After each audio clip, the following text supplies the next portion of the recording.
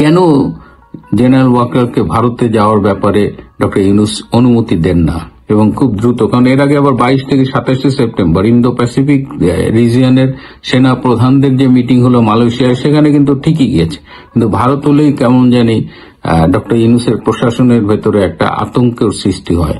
তারা এত ভয় পায় কেন যে জেনারেল ওয়াকার ভারতে গেলে ভারতের উচ্চ পদস্থ কর্মকর্তাদের সাথে তিনি গোপন বৈঠক করবেন। দিল্লিতে বর্তমানে শেখ হাসিনা অবস্থান করছেন, জেনারেল ওয়াকার গোপনে শেখ হাসিনার সাথে বৈঠক করবেন। আওয়ামী লীগ, ভারত, শেখ হাসিনা, এই শব্দগুলো ডক্টর ইউনূসের পুরো প্রশাসনের উপদেষ্টা পরিষদের বুকে ভীষণ কাঁপন ধরায়। গতকাল উপদেষ্টা পরিষদের তার মধ্যে আবার একটা মিনি ক্যাবিনেট আছে 6-7 জনের, সেটার একটা মিটিং ছিল, সেটা ক্যান্সেল করে আজকে করার কথা সন্ধ্যার দিকে। তো এই অজানা আতঙ্ক থেকে যে ওয়াকার ভারতে গেলে না জানি কি হবে, কিন্তু বর্তমান যুগে কারোর কি ফেস টু ফেস দেখা করা খুব জরুরি, গোপন বৈঠক করা খুব জরুরি। যোগাযোগের অনেক মাধ্যম আছে। আমরা শুনেছি যে মালয়েশিয়ায় তিনি ভারতীয় সেনা প্রধানের সাথে মিটিং করেছেন, একাধিক মিটিং করেছেন, যদিও এটি নিয়ে সন্দেহ আছে যে আদৌ ভারতের সেনা প্রধান কি মালয়েশিয়ায় এই বৈঠকে যোগ দিয়েছিলেন কিনা, নাকি তিনি ভারতেই ছিলেন। আবার কেউ বলছেন যে জেনারেল ওয়াকার মালয়েশিয়া থেকে শেখ হাসিনার সাথে ফোনে কথা বলেছেন, সেটি নিয়েও নিশ্চিত করে কিছু বলা যায় না। কিন্তু এই যে ডক্টর ইউনূসের যে ভয়, উঠতে ভয়, বসতে ভয়, এইভাবে আর কতকাল জেনারেল ওয়াকারই বা আর কতকাল এভাবে অপমান মেনে নেবেন? প্রিয় বন্ধুরা, আমরা একটু দেখি। ভারতের রাজধানী দিল্লিতে 13 থেকে 16 অক্টোবর সাউথ এশিয়া কাউন্টার টেরোরিজমের উপরে একটা মিটিং হবে। আবার 14 থেকে 16 অক্টোবর ইউএনটিসিসি মানে হলো united nations troop contributing countries, সেই দেশগুলোর সেনা প্রধানদের একটা মিটিং। ইউএনটিসিসির মিটিং এ প্রায় 30টা দেশের প্রতিনিধিরা অংশগ্রহণ করবেন। এবং আপনারা জানেন যে বাংলাদেশ 1988 সাল থেকে জাতিসংঘ শান্তিরক্ষী মিশনে অংশগ্রহণ করছে, এবং সর্বশেষ গত প্রায় 7-8 বছর ধরেই বাংলাদেশ আইদার নাম্বার 1 না হলে নাম্বার 2, মানে highest number of troop sending country. এখন বাংলাদেশ থেকে সবচেয়ে বেশি সংখ্যক সৈন্য ইউএন পিসকিপিং মিশনে যোগ দেয়, এবং কখনো কখনো তারা নাম্বার 2 এ নামে, আবার 1 নম্বরে চলে যায়। তো বাংলাদেশের এই যে প্রায় 37 বছর সেনা পাঠানোর একটা অভিজ্ঞতা রয়েছে, বিপুল অভিজ্ঞতা রয়েছে, এবং অনেক দেশে যেখানে তারা শান্তি রক্ষা করতে গিয়েছে সেখানে তাদের একটা ভালো ইমেজ ডেভেলপ করেছে। সো যখনই ইউএনটিসির মিটিং হয়, এই মিটিংটা সাধারণত প্রতি বছরই হয়, এবং আমাদের সেনা প্রধানরা সাধারণত এটি জয়েন করেন। এর আগে জেনারেল শফিউদ্দিন জয়েন করেছেন, তার আগে জেনারেল আজিজ জয়েন করেছেন। কিন্তু এবার যখন এই মিটিংটি, গত বছর এই মিটিংটা হয়েছিল হাওয়াইয়ে, এবং সেখানে আমাদের জেনারেল ওয়াকার শেষ মুহূর্তে যোগ দেননি। এবার মিটিংটা হচ্ছে দিল্লিতে, এবং জেনারেল ওয়াকারের আরো 11 সদস্য সহ এই মিটিং এ জয়েন করার কথা ছিল। এই মিটিংটি অত্যন্ত গুরুত্বপূর্ণ, কারণ বাংলাদেশের কাছ থেকে অনেকেই শুনতে চায়, বিশেষ করে অন্যান্য দেশগুলো যাদের এত অভিজ্ঞতা নেই, তারা তাদের কাছ থেকে অভিজ্ঞতা শুনতে চায়, বিভিন্ন প্রশ্নের উত্তর তারা জানতে চায়, এবং এটা খুব বাংলাদেশের এ ব্যাপারে একটা লিডিং রোল আছে। এরপরে যে সাউথ এশিয়ান যে কাউন্টার টেরোরিজমের মিটিং, এটা জানেন যে আমাদের পুরো দক্ষিণ এশিয়ায় জঙ্গিবাদ, সন্ত্রাসবাদ এটা একটা সমস্যা, এবং বাংলাদেশ শেখ হাসিনা সরকারের আমলে বিশেষ করে এই জঙ্গিবাদ নিয়ন্ত্রণে খুব সাফল্যের সাথে ভূমিকা রেখেছিল, এবং বাংলাদেশে এই ইসলামী সন্ত্রাসী, ইসলামী জঙ্গিবাদ বা এই ধরনের বিচ্ছিন্নতাবাদী এদের নিয়ন্ত্রণে বাংলাদেশকে কিন্তু আমেরিকা, ইংল্যান্ড, ইউরোপের অনেক দেশ বিভিন্ন রকমের সহায়তা করেছে, প্রশিক্ষণ দিয়ে, টেকনোলজি দিয়ে। সো এই সব মিলিয়ে শেখ হাসিনার একেবারে জিরো টলারেন্স ছিল। সেই আঙ্গিকে বর্তমানে ইউনূসের আমলে জঙ্গিদের যখন কারাগার থেকে মুক্তি দেওয়া হয়েছে, যখন জঙ্গিরা ঢাকার রাজপথে আইএসের মতো পতাকা নিয়ে ঘুরছে, বাংলাদেশে ব্যাপকভাবে সাম্প্রদায়িকতার চাষবাস হচ্ছে, এবং প্রায় বাংলাদেশ থেকে ভারতের উপরে জঙ্গি আক্রমণের হুমকি দেওয়া হচ্ছে এবং কদিন আগে আমরা দেখলাম যে পাকিস্তানি বা সেনাবাহিনীর হাতে কয়েকজন জঙ্গি নিহত হয়েছে, তার মধ্যে একজন বাংলাদেশীও ছিল। তো সব মিলিয়ে এই সাউথ এশিয়ান কাউন্টার টেরোরিজমের এই মিটিংটাও খুব গুরুত্বপূর্ণ। এই দুটো মিটিংয়েই জেনারেল ওয়াকার যোগ দেওয়ার কথা ছিল এবং মিডিয়ায় সেরকম নিউজও এসেছে, কিন্তু আলটিমেটলি জেনারেল ওয়াকারের সেখানে যোগ দেওয়া হচ্ছে না। এটার কারণ জানতে গিয়ে অনেকেই বলছেন তিনি নিজের থেকে যাননি, কিন্তু বিষয়টা তা নয়। ডক্টর ইউনূস তাকে ভারতে যাওয়ার অনুমতি দেননি। কয়েকদিন আগে ভারতের কলকাতার ফোর্ট উইলিয়াম, যেটাকে এখন বিজয় দুর্গ বলে, সেখানে একটা উচ্চ পদস্থ ভারতীয় সামরিক কর্মকর্তাদের মিটিং ছিল। সেখানে জেনারেল ওয়াকার যেতে চেয়েছিলেন, ডক্টর ইউনূস দেয়নি। এই যে 13 থেকে 16 দুটো মিটিং হবে এই মাসের, সেখানেও কিন্তু ডক্টর ইউনূস জেনারেল ওয়াকারকে যাইতে দিলেন না। তার পরিবর্তে যাচ্ছে এই army training and doctrine কমান্ডের GOC lieutenant general Mainur Rahman. সেনাপ্রধান কেন ইন্ডিয়া বা ভারত যাচ্ছেন, এটা আসলে এখন $1,000,000 কোয়েশ্চেন হয়ে দাঁড়িয়েছে। কেন যাচ্ছেন না? কারণ হচ্ছে ইন্ডিয়াতে আপনার এই মুহূর্তে সেনাপ্রধান কিন্তু কোনো কাপড় চোপড় কিনতে যাবেন না, বা কোনো বিয়ের দাওয়াতে যাচ্ছেন না, বা অন্য কোনো দাওয়াতেও যাচ্ছেন।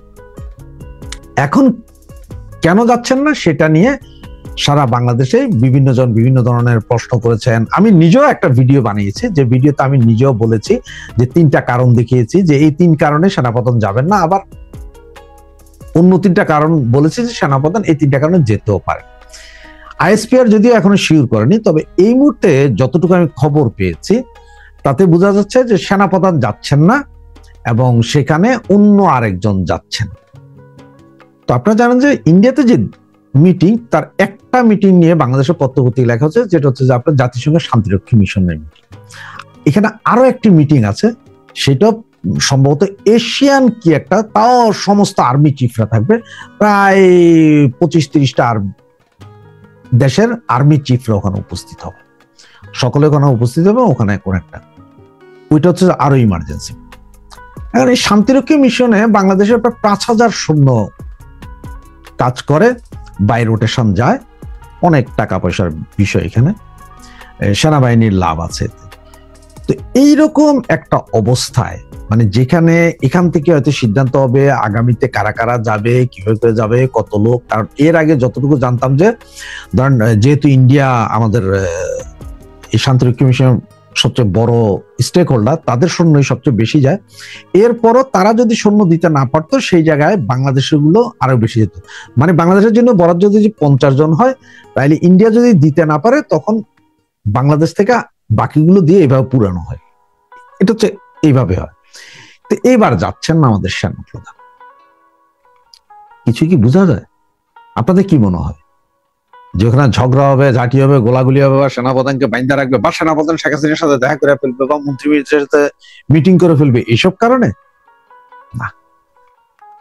আমার কাছে এই মুহূর্তে যেই খবরটা আছে সেটা হচ্ছে যে সেনাপ্রধান যাচ্ছেন না।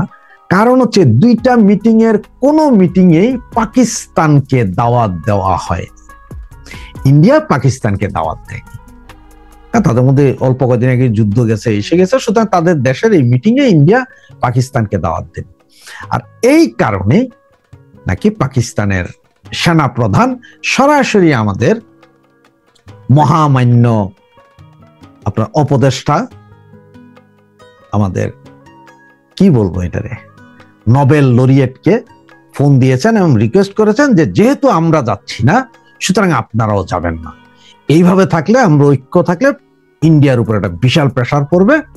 প্রয়োজন বোধে আপনারা সেনাপ্রধানকে তো পাঠাবেনই না, প্রয়োজন বোধে একটা জুনিয়র কর্মকর্তা পাঠাই দেন, পিয়ন দাঁড়িয়ন কাউকে একজনের পাঠাই দেন, এতেই চলবে। এই ধরনের কথা। তবে পরেরটা আসলে বলছে কিনা এটা আমি আপনাদেরকে শয়তানি করতেছি। তবে ওদের দাবি ছিল যে সেনাপ্রধান বা বাংলাদেশ অংশগ্রহণ করবে না এই মিটিংয়ে, এটাই দাবি জানাইছে। এবং আমাদের আপনার adviser, chief adviser, cheating adviser আর কি, গ্রামীণ ইনুচ্চা, উনি রাজি হয়েছে যে ঠিক আছে বাংলাদেশ থেকে কেউই যাবেন।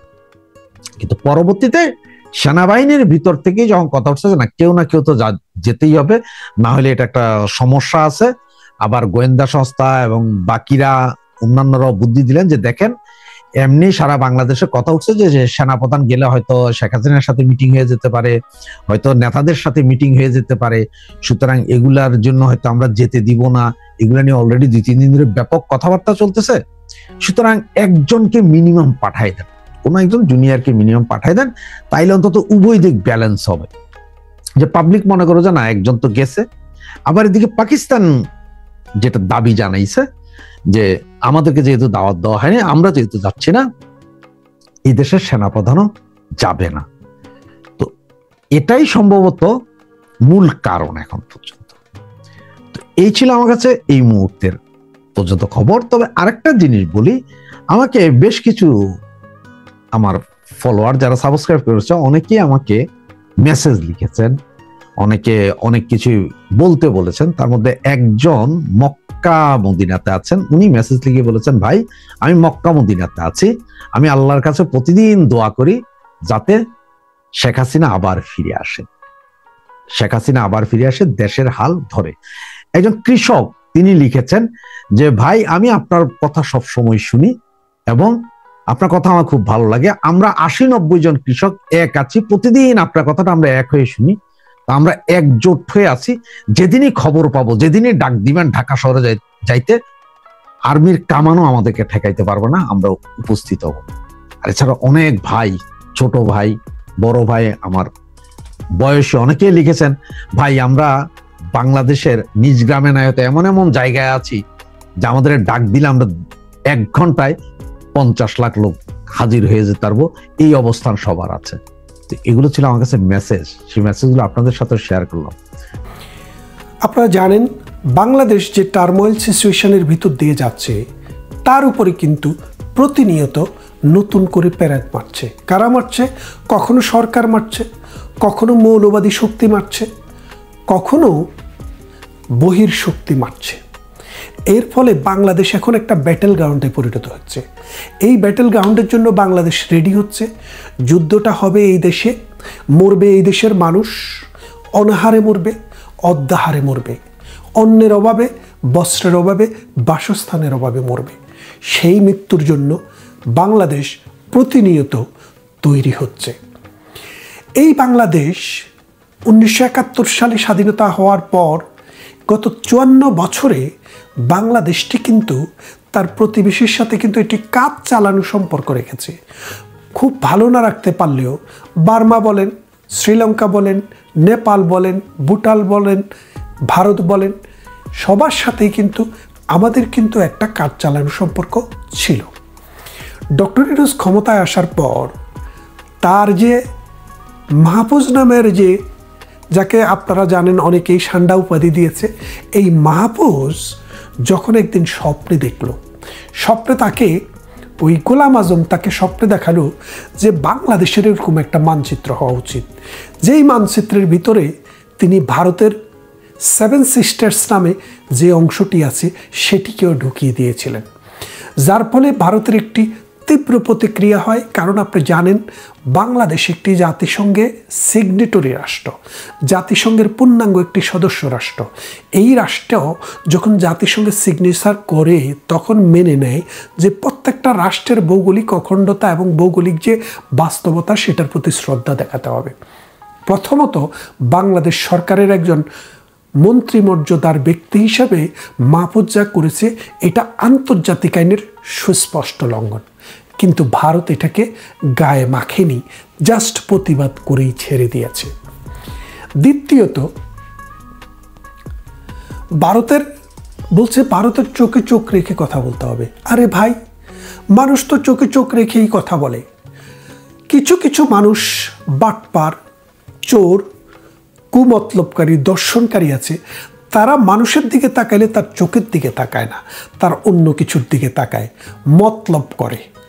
তো তোমরা যদি সেরকম মতলববাজ হয়ে থাকো তাহলে তোমরা মনে হয় অন্যদিকেও তাকাও। আমরা অন্যদিকে তাকাই কথা বলি না, আমরা কিন্তু সারা জীবন চোখের দিকে তাকিয়ে কথা বলি। তো চোখে চোখ কার সাথে? ভারতের সাথে। তারপর যখন প্রধানমন্ত্রী শেখ হাসিনা যখন ভারতে আশ্রয় নিল, ভারতের কাছে প্রতিবাদ জানালো, শুধু তা নয়, ভারতের কাছে ফেরত চাইল, নানানভাবে ভারতের সাথে কনফ্রন্টেশনে চলে গেল বাংলাদেশ। অথচ আপনি দেখেন বিএনপির সময়ে, আওয়ামী লীগের সময়ে বা জাতীয় পার্টির সময়ে, বিভিন্ন সময়ে বাংলাদেশ থেকে হাজার হাজার মানুষ ব্রিটেনে, ইউরোপে, আমেরিকায়, অস্ট্রেলিয়ায়, কানাডায়, বিভিন্ন দেশে কিন্তু রাজনৈতিক আশ্রয় গ্রহণ করেছে। বড় বড় নেতারাই করেছে। এই যে তারেক রহমান, তিনি তো গত 16-17 বছর কিন্তু লন্ডনেই কিন্তু রাজনৈতিক আশ্রয় গ্রহণ করে আছেন। তার মানে এই রাজনৈতিক আশ্রয়টা আমেরিকায় নিলে, ব্রিটেনে নিলে আপনি তাদেরকে কিছুই বলতে পারেন না, কিছু বলবেনও না।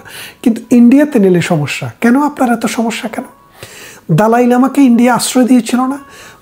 পাকিস্তান, চীন কিন্তু অনেক হুমকি দিয়েছে, ধমকি দিয়েছে, দালাই লামাকে এখান থেকে তুলে নিয়ে যাব বলেছে এবং এখানে এসে হত্যা করবে বলেছে, কিন্তু কিছুই করতে পারেনি। কারণ ভারত তো চুনুপুটি কোনো রাষ্ট্র না।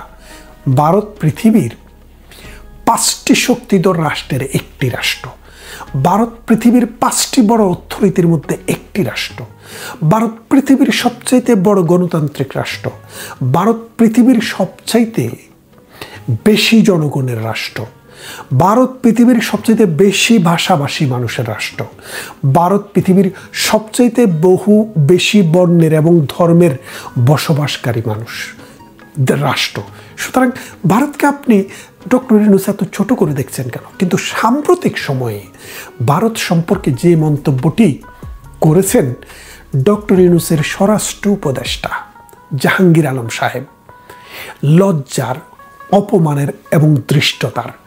তিনি বললেন যে পার্বত্য চট্টগ্রামে যে অশান্তি, এটাতে ভারতের ইন্ধন থাকতে পারে। আপনার কাছে কি প্রমাণ আছে? একটা রাষ্ট্র সম্পর্কে পায়ে পাড়া দিয়ে আপনি যে একটা ঘটনা ঘটাতে চাচ্ছেন, আপনার কাছে কি প্রমাণ আছে? কোনো প্রমাণ নেই। অথচ আমরা জানি এই পাহাড়ি এবং বাঙালি সমস্যা এখন সৃষ্টি হয়নি। 1965 থেকে 67 সালে পাকিস্তান রাষ্ট্রের সৃষ্টির পর এই পার্বত্য চট্টগ্রামের আপনারা জানেন মানে একটি কাপ্তাই একটি লেক আছে, সেই লেকে বাদ দিয়ে যখন বিদ্যুৎ উৎপাদন করা হয় তখন লক্ষ লক্ষ পাহাড়ের মানুষ বাস্তুহারা হয়ে যায়, তাদের ঘরবাড়ি চলে যায়, তাদের সমস্ত বাস্তুহারা হয়ে তারা বিখেরিতে পরিণত হয়।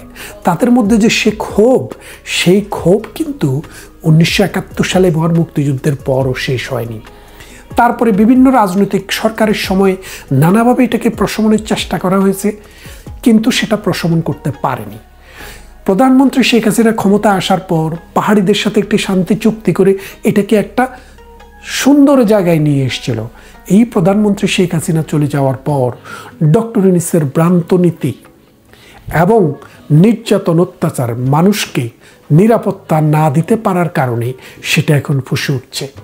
পাহাড়ি একটি নারীকে ধর্ষণ করেছে। ধর্ষণ শুধু পাহাড়ে হচ্ছে না, পুরা বাংলাদেশে টোটাল গত 9 মাসে 600 নারী ধর্ষিত হয়েছে। আপনি চিন্তা করে দেখেন, 9 মাসে 600 নারী ধর্ষিত হয়েছে।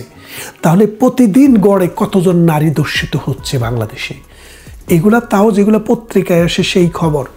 পত্রিকায় আসে না, জোর করে ভেড়া ভেঙে নানানভাবে রাজনৈতিক প্রেশার করে আরও কত ধর্ষণ হচ্ছে, আর মাদ্রাসাগুলোতে কি পরিমাণ বলাৎকার হচ্ছে সেটাকে যদি হিসাব করেন 600 কি 6000 হবে। এর ধারাবাহিকতায় পাহাড়ে একটি নারীকে ধর্ষণ করা হয়, সে পাহাড়ি মেয়ে, এবং তারা যখন এটার প্রতিবাদ করে তখন পুলিশ এবং আর্মির গুলিতে 3 জন মারা যায়। তারই ধারাবাহিকতায় পাহাড়ে আগুন। অথচ আমাদের এই মূর্খ, এই বুড়া স্বরাষ্ট্র উপদেষ্টা বলছেন যে এটা নাকি ভারতের চক্রান্ত অথবা আওয়ামী লীগের চক্রান্ত। এখন বোঝেন বিষয়টা কোথায় গিয়ে দাঁড়াচ্ছে। এর ফলে ভারত কিন্তু একটি স্টেটমেন্ট দিয়েছে। ভারত যে স্টেটমেন্টটি দিয়েছে সেটি অনেকটা চর মারার মতো বাংলাদেশ সরকারের। দেখি বাংলাদেশ সরকার কি স্টেটমেন্ট দেয়। ভারতে প্রতিনিয়ত মানুষের কাছ থেকে সরকারের প্রতি প্রেশার বাড়ছে যে বাংলাদেশের দৃষ্টতা, বাংলাদেশে একদিকে মৌলবাদী শক্তি। দেখেন মামুনুল হক কি বলেছে, যে বাংলাদেশে যদি হিন্দু বা খ্রিস্টান অন্য কেউ থাকতে হয় তাদের কালচারে চলতে পারবে না, হিজাব বাধ্যতামূলক করা হবে এবং তাদেরকে ওদের হিজাবি স্টাইলে চলতে হবে। অথচ দেখেন পুরো পৃথিবীর সবচেয়ে বেশি মুসলমানের দেশ হচ্ছে ভারত, 32 কোটি মানুষ। সেই 32 কোটি মানুষ যদি এখন ভারত যদি বলে বাংলাদেশে ইসলামিক শাসন তোমরা চালু করেছ, করো, হিন্দুদেরকেও তোমরা মাথায় বোরকা পরাও, আর আমরা এই ভারতের 32 কোটি মুসলমানকে লেংটা করে ছেড়ে দেব, মুমিনুলরা কোথায় যাবে? মুমিনুলরা কি করবে? মুমিনুলরা কি পৃথিবীর খবর রাখে? তার দেশের বাইরে চারপাশে যে পৃথিবীতে আরও দেশ আছে, আরও দেশে মুসলমান আছে, অমুসলিম দেশে মুসলমানরা আছে, সেটা কি মুমিনুলরা জানে? জানে না। এই যে ব্রিটেন, 3 মিলিয়ন মুসলমান ব্রিটেনে বসবাস করে, 3 মিলিয়ন মানে 30 লাখ মুসলমান বসবাস করে। ফ্রান্সে তার চেয়ে কম নয়, প্রায় সমান বা বেশি, জার্মানিতে তারও বেশি। তাইলে আপনি যদি দেখেন 10 মিলিয়ন, 1 কোটি লোক শুধু 3 দেশ মিলিয়ে, ফ্রান্স, জার্মানি আবার ইংল্যান্ড মিলে, এরা মুসলমান। অথচ এই দেশের পশ্চিমা সংস্কৃতিতে মহিলাদের পোশাক পরিচ্ছদ যার ইচ্ছা মতো যেমন পরে, হাফ প্যান্ট পরে ঘুরে, কোনো অসুবিধা নেই। এখন যদি এই দেশে যদি মুসলমানদের নারীদেরকেও হাফ প্যান্ট পরতে বাধ্য করে, তো মুমিনুলরা কি করবে? মুমিনুলদের কি সেই খবর আছে? এই মূর্খ, এই গণ্ড মূর্খরা এই দেশটাকে, এই জাতিটাকে ধ্বংস না করে ছাড়বে না।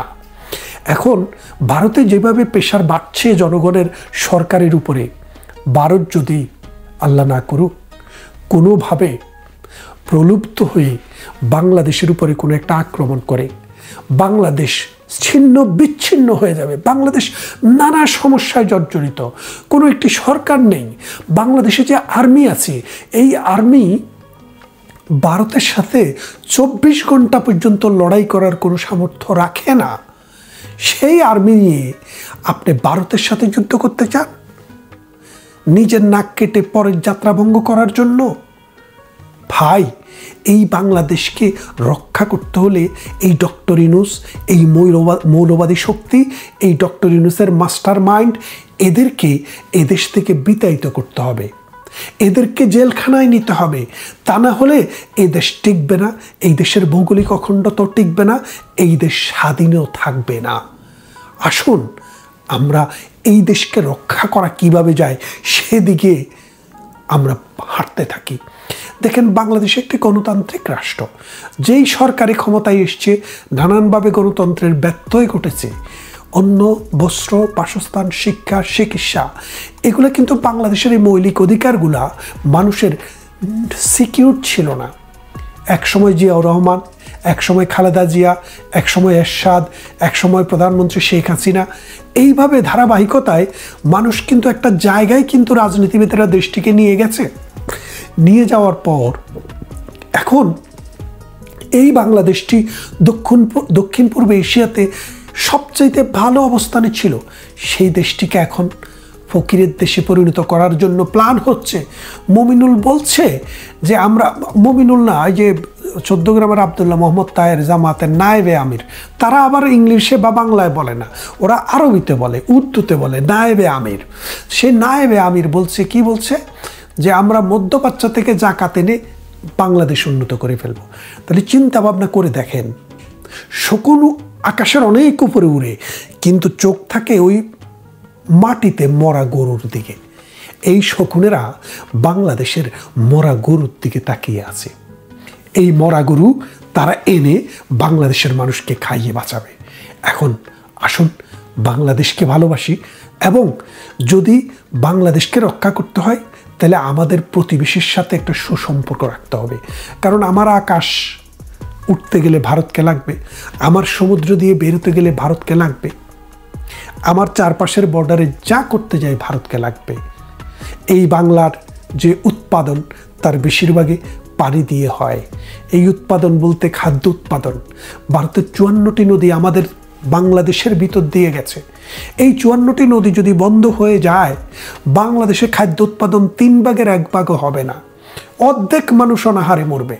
তার মানেটা কি হচ্ছে, বাংলাদেশ অন্যের জন্য ভারতের দয়ার উপরে নির্ভর করে। বাংলাদেশের যে বস্ত্র, এই বস্ত্রের কোনো যে উৎপাদন আমাদের দেশে হয় তার সমস্ত কাঁচামাল ভারত থেকে আসে, যার কারণে আমরা ব্যবহার করছি। এই আমরা যে 70 বিলিয়ন বিদেশে রপ্তানি করি, এই রপ্তানির যে কাঁচামাল এটা ভারত থেকে আসে। এই যে ইউনুসের সময় এখনও কিন্তু সেটা বন্ধ নেই, সেটা আসছে, কারণ এটা না হলে উৎপাদন হবে না। আমেরিকাতে, ইউরোপে আপনি রপ্তানি করতে পারবেন না। আর যদি আপনি চায়না থেকে আনতে চান, আমেরিকা থেকে আনতে চান, তাহলে এটার কস্টিং এবং টাইম ভারতের চাইতে প্রায় 20 থেকে 30% বেড়ে যাবে। আর যদি আপনার উৎপাদন কস্ট 20 থেকে 30% বেড়ে যায়, তাহলে আপনি বিক্রি করে লাভ করবেন কোথায়? তার মানে বাংলাদেশের যে বৈদেশিক মুদ্রা অর্জন, সেটাতেও ভারতের অবদান। তাহলে আপনার খাদ্য উৎপাদন করতে হলে ভারতের নদীর পানি, আর আপনি যদি বস্ত্র উৎপাদন করতে হয় ভারতের কাঁচামাল, আপনি যাবেন কোথায়? আমাদের দেশে এখন ডাল হয় না বললেই চলে। আপনার পেঁয়াজ দরকার হলে ভারত থেকে আসে, আপনার আলু দরকার হলে ভারত থেকে আসে, কোরবানির গরু দরকার হলে ভারত থেকে আসে। আর গালি দেওয়ার সময় সবার আগে ওই হিন্দুদেরকে আপনি গালি দেন, সবার আগে ভারতকেই গালি দেন। ভারত এটা আর সইবে না, কারণ ভারত বুঝতে পেরেছে বাংলাদেশে মৌলবাদীরা শক্তিশালী হয়ে গেছে। এই শক্তিশালী যখন হয়ে গেছে, ভারত তখন তার সামরিক শক্তির দিকে খেয়াল দিতে বাধ্য হবে। আমরা চাই ভারত যেন এটা না করে।